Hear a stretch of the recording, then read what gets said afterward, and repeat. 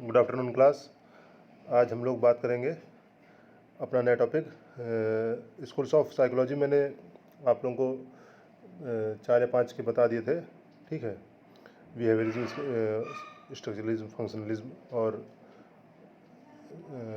Psychoanalysis वगैरह। ये 2 और बच गए थे, इनको मैंने एक्सप्लेन नहीं किया था, ऐसे जनरल बता दिया था ओरली। थोड़ा सा एक्सप्लेनेशन इसका देख लेते हैं हम लोग। Cognitive and humanistic school of psychology. Cognitive school of psychology जो है भाई, ये स्ट्रक्चरलिज्म, फंक्शनलिज्म और बिहेवियरिज्म के बाद में जब उनके जो प्रिंसिपल्स थे, एजम्पशंस थे, उनको वो कहीं ना कहीं कॉन्ट्राडिक्टरी होने लगे, ठीक है। तो ये कॉग्निटिव साइकोलॉजी का उद्गम हुआ, विकास हुआ कह सकते हैं, ठीक है। देखते हैं भाई क्या है। Cognitive psychology is another school of thought which examines the internal process और cognition and attempts to study the thought process. मतलब ये क्या करता है, total internal process, mental process और कॉग्निटिव बिहेवियर को स्टडी करता है। इसमें आपकी न्यूरो साइंसेस भी आती हैं, ठीक है। न्यूरो रिलेटेड प्रॉब्लम, मेमोरी हो गई, स्पीच थेरेपी हो गई, ये सारा का सारा कॉग्निटिव साइकोलॉजी का ही पार्ट है, ठीक है। The two crucial characteristics of cognitive approach which differentiates the cognitive psychologist from other schools of thought have been described below। अब दो मेन बातें जो हैं उनकी हम बात करेंगे, जिसकी वजह से हम इनको और जो स्कूल्स ऑफ साइकोलॉजी थे उनसे अलग क्यों मानते हैं, उनको देखते हैं भाई। Cognitive approach to psychology relies heavily on the scientific techniques for behavior analysis, unlike the behavioral approach which focuses on introspection for investigating behavioural pattern, ठीक है। ये मतलब टोटल इंटरनल प्रोसेस के बिहेवियर के स्टडी के लिए हमें क्या देता है, एक पैटर्न देता है कि इसके थ्रू एक ऐसा पैटर्न है जिसके हम टोटल इंटरनल प्रोसेस को, मेंटल प्रोसेस हुआ, न्यूरो साइंस प्रोसेस हुआ, उसका स्टडी करते हैं, ठीक। पहला बात तो ये, वो cognitive psychologist acknowledge the importance of internal mental condition, ठीक, like thought, emotion, feeling and desires in influencing the day to day behavioural pattern, ठीक है। कॉग्निटिव जो बिहेवियरिस्ट थे उन्होंने क्या बात की कि जो डे टू डे पैटर्न में बातें हो रही हैं हमारे यहाँ, फीलिंग्स की, इमोशंस की, थॉट्स की, इनका इन सारे चीज़ों का व्यवहार पे कैसे क्या प्रभाव पड़ता है, कॉन्शियस व्यवहार, सबकॉन्शियस और अनकॉन्शियस बिहेवियर के थ्रू, ठीक है। इसकी बात कॉग्निटिव साइकोलॉजिस्ट ने बात की है। इसकी कॉग्निटिव साइकोलॉजी ऑफ स्कूल में हम इसकी बात करते हैं। चलिए देखते हैं। The main goal of cognitive school psychology is to study how humans acquire and put to use the acquired knowledge, ठीक है। मतलब नॉलेज हम कैसे गेन कर रहे हैं और उसको कैसे यूटिलाइज कर रहे हैं, ठीक। कुल मिला के बात इतनी है। बहुत शॉर्ट में हम बात करें तो इंफॉर्मेशन लेने का प्रोसेस लेते कैसे हैं, उसको कैसे स्टोर कर रहे हैं, ठीक है। इनपुट, प्रोसेस एंड आउटपुट, ठीक है। टोटल इसी की बात होती है कॉग्निटिव स्कूल ऑफ साइकोलॉजी में, ठीक है, या कॉग्निटिव साइकोलॉजी स्कूल में, कि हम इन्फॉर्मेशन कैसे ले रहे हैं, उसको कैसे स्टोर करें और कैसे प्रोसेस करें, अगर कहीं जरूरत पड़े तो उसका यूज़ कर पा रहे हैं कि नहीं कर पा रहे हैं, ठीक है। ये चीज़ बात होती है, ठीक। The main presumption behind cognitive theory is that solutions to various problems take the forms of heuristic, algorithm and insights, ठीक है। The key area of research interest in cognitive psychology are memory, attention, perception, learning, thinking, language and categorisation etcetera. ये सब हमारे internal mental processes हैं, ठीक। उन्हीं के बारे में हम रिसर्च करते हैं, उन्हीं के बारे में स्टडी करते हैं कॉग्निटिव स्कूल ऑफ साइकोलॉजी में, ठीक। अब इसका एप्लीकेशन देख लेते हैं, या मेरिट्स कह सकते हैं हम, ठीक, या यूज़ कर सकते हैं।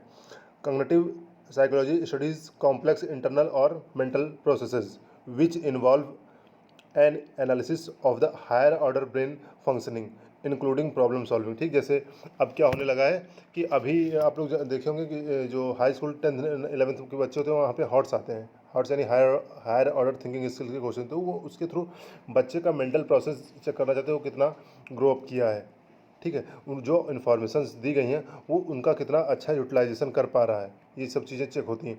The theory uses diverse range of cognitive tools to describe how humans perceive, interpret and act, ठीक। how humans perceive, interpret and act, ठीक। कोई भी इन्फॉर्मेशन आ रही है उसको कैसे ले रहे हैं, कैसे उसकी व्याख्या कर रहे हैं और उसके व्याख्या करने के बाद उस पर कैसा एक्शन ले रहे हैं, कैसा एक्शन कर रहे हैं, ठीक है, in response to their surroundings यानी अपने इन्वायरमेंट में, including decision making and reasoning. Cognitive psychologist equally try to analyze how our emotions like fear and desire influence our cognitive capabilities, and certain times investigate along with the neuroscientist for diagnosis the emotional manifestation।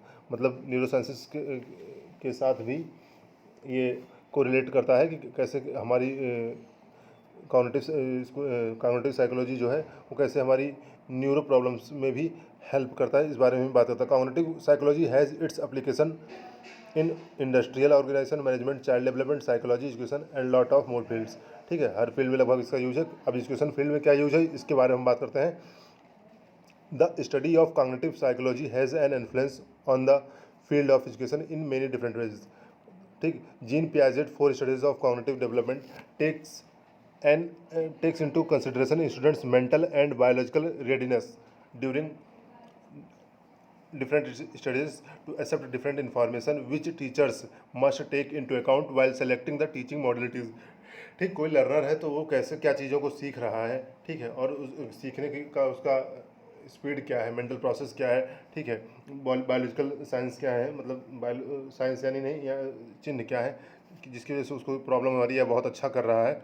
इन सब चीज़ों को notify करके, इन सब चीज़ों को देखते हुए teacher क्या करता है अपने लेसन प्लान होता है उसी के अकॉर्डिंग वो टीचिंग मॉडल्स भी प्रिपेयर करता है क्लास के लिए। More ever trainers and educators try to use cognitive approach for imparting training to the learners by assessing the preferred learning style which can be visual, auditory और kinaesthetic.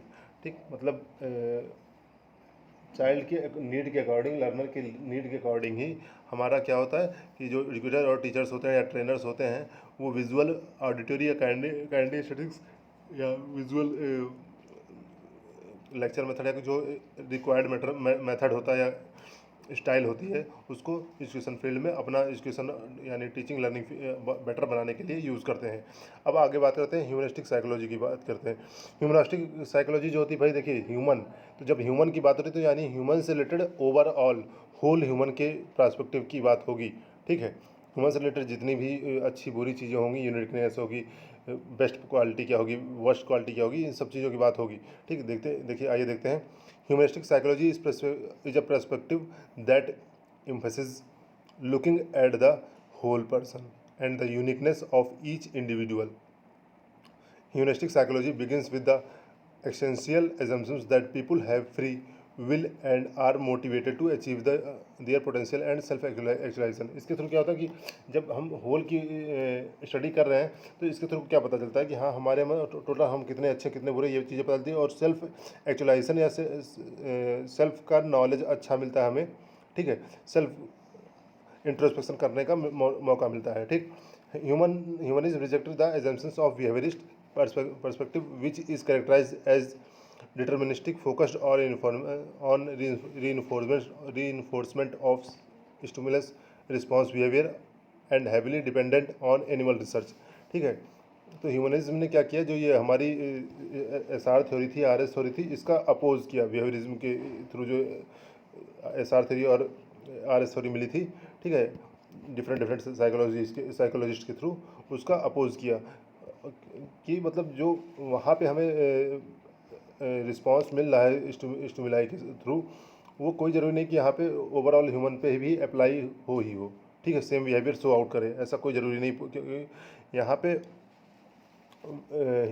Animals का behaviour overall dependent रहता है, but humans का behaviour overall dependent नहीं रहता है। Humanistic psychology also reject the psychodynamic approach because it is also deterministic with unconscious, irrational or instinctive forces determine human thought and behavior। ठीक है, अब thought process of human and thought process of man में काफ़ी difference है।